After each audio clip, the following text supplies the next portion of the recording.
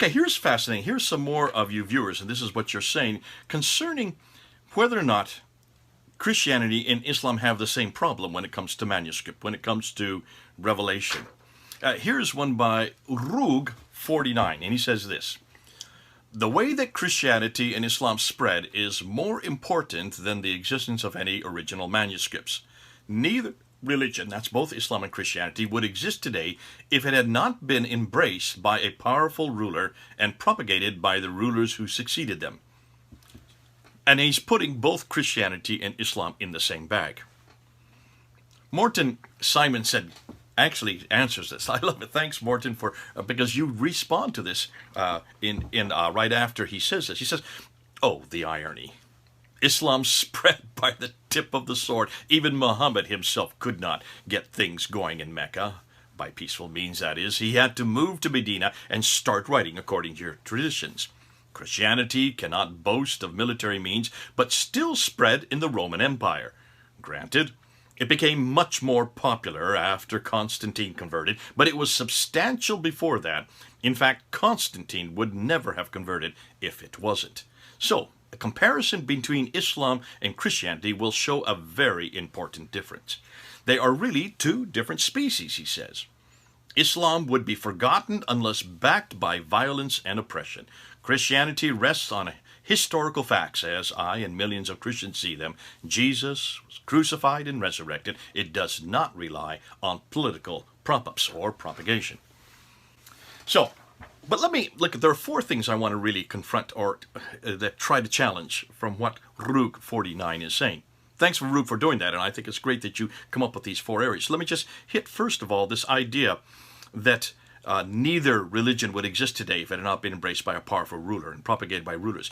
The idea that both Christianity and Islam would not exist had there not been someone from on top pushing it from above.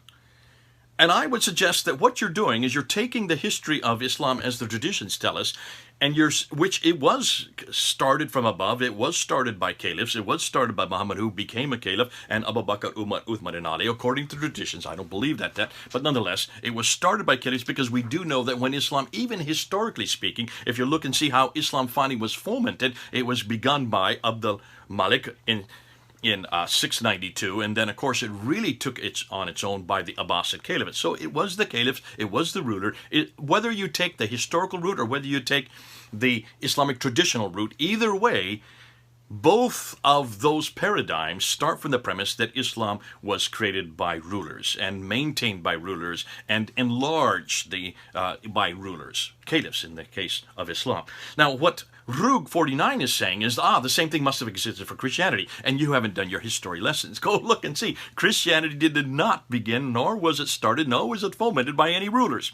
In fact, Christianity for the first 300 years was as poor as you could get, was as persecuted as you could get, by virtue of the fact that they were poor and they were persecuted and were not powerful.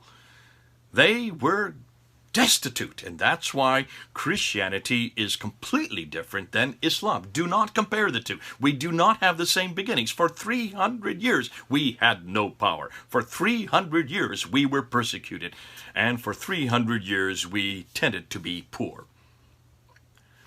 It was only when Constantine, who was emperor, then was converted to Christianity, that then after that, once he brought Christianity and made it, he didn't himself make it the national religion, but soon after it was made the national religion. Only then did suddenly Christianity come with power. And that's where the problems began for Christianity. Because Christianity, if you look at what Jesus said, was never intended to work from power. It was always intended to work from weakness.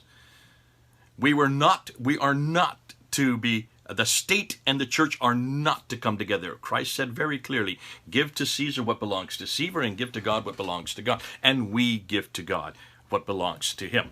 And we do not go to Caesar to eradicate or try to eradicate all our problems. We always go back to God. And that's why for the first 300 years we were persecuted. We were under the sword.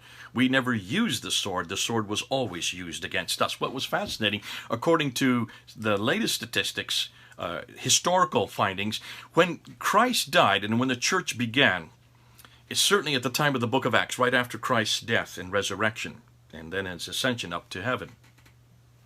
Historians believe that there were maybe around 500, possibly as many as 2,000 Christians at that time, immediately after Christ's death. We can't know for sure, but it's estimated about 2,000. By the 4th century, that means within 300 years of Christ's death, the church had grown from that 500 to 2,000 up to 30 million. Up to 30 million. So the growth of Christianity had nothing to do with power, had nothing to do with the sword, had nothing to do with any kings or emperors that controlled it. The greatest growth in the history of Christianity in the last 2,000 years, if you look and see from 500 to 30 million, was under persecution. So don't confuse the two. They're not alike at all.